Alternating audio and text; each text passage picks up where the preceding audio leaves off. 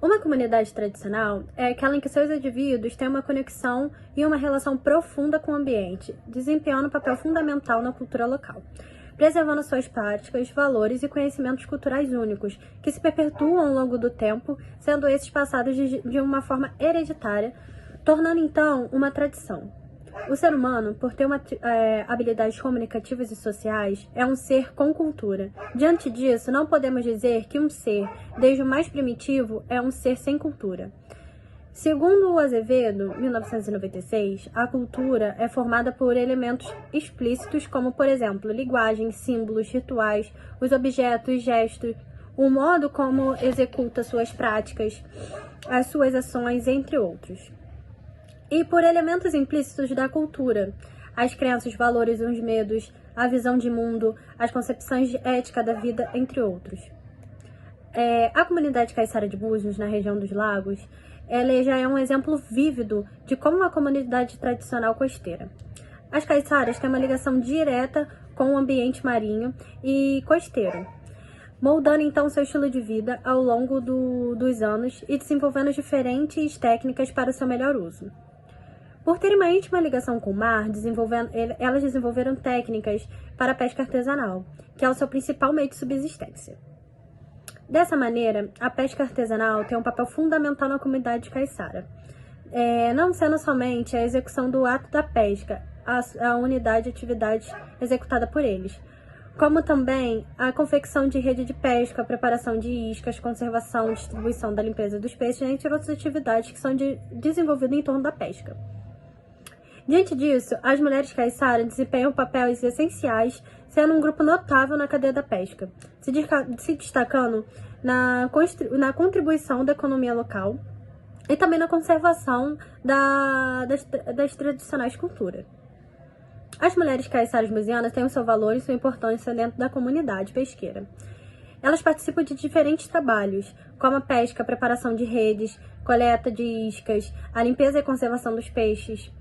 Elas também trazem um legado grandioso de resiliência e força, pois diante do preconceito vindo da própria comunidade, elas persistem em mostrar sua força e executam com maestria suas atividades. Além da grande maioria enfrentar os desafios do dia a dia como dona de casa. Elas não abrem mão do trabalho, dividindo muitas das vezes suas duas funções. As caiçaras desempenham uma grande habilidade técnica na pesca, como, por exemplo, a puxada de rede, que, eventualmente, elas se reúnem, fazem uma puxada de rede coletiva, e essa reunião entre as mulheres dispõe de muita conversa, troca de experiência e autoconhecimento. Elas se dividem em 2 times, elas começam a puxar a rede do mar, capturando uma variedade de peixes. Os peixes capturados, geralmente nessa reunião, eles são devolvidos ao mar. E depois dessa puxada de rede, as mulheres geralmente desfrutam de um café da manhã, típico das caiçara, com bolo, café e aipim. E esse é um dia memorável na pesca e uma confraternização à moda caiçara. Ao refletirmos sobre as comunidades tradicionais e a formação do município de Armação dos Búzios, retomamos os fatos históricos, mas também ao sentido de territorialidade para as comunidades tradicionais de maneira geral. Nesse aspecto, vale ressaltar que a territorialidade é um fator primordial para a compreensão dos diferentes modos de vida e suas particularidades, já que é a partir da territorialidade que entendemos seus espaços de sociabilidade, o desenvolvimento de suas tarefas sociais, seus saberes e fazeres tradicionais, retomando a sua ancestralidade. Preservando os laços culturais que atravessam gerações, em Armação dos Búzios, como em muitas outras comunidades tradicionais, a relação entre o povo e a terra é essencial e sagrada. A história do município de Armação dos Búzios se entrelaça com narrativas de suas comunidades tradicionais, onde cada pedaço de terra tem uma história a contar. A pesca artesanal, por exemplo, é uma prática que remonta a séculos e é transmitida de pais para filhos. A territorialidade é um palco onde essas tradições se desenrolam, onde as redes de pesca são lançadas ao mar, onde as histórias são contadas ao redor do fogo nas noites estreladas. Vamos considerar esse conceito sob uma ótica antropológica. Dentro desse enfoque, a cultura pode ser idealizada como um conjunto de padrões de pensamentos e comportamento, que, quando adotados por um grupo, são compartilhados e desempenham um papel na organização dessa comunidade, tornando-a única e distinta. Rocher, 1977. O estilo de vida de uma comunidade abrange uma série de características que conferem valores e significados particulares a ele. Portanto, podemos afirmar que estamos diante de uma sociedade rica, repleta de culturas, tradições e elementos que contribuem para o seu crescimento e desenvolvimento. Além disso, essas características permitem que diferentes épocas coexistam no mesmo espaço e se integrem em um todo em constante evolução. No entanto, essa evolução está internamente ligada a fatores históricos, culturais e às condições naturais do ambiente, como o clima, a fauna e a flora. A etnografia e a análise dos elementos espirituais, mitos e lendas desempenham um papel significativo nesse contexto. A etnografia é um método de pesquisa que abrange o estudo e a descrição detalhada da cultura de um determinado grupo. Esse método pretende aprofundar o conhecimento das dinâmicas sociais e culturais de maneira abrangente, permitindo que seja possível compreender as nuances e as complexidades que possivelmente não seriam notados por outros métodos de pesquisa qualitativos.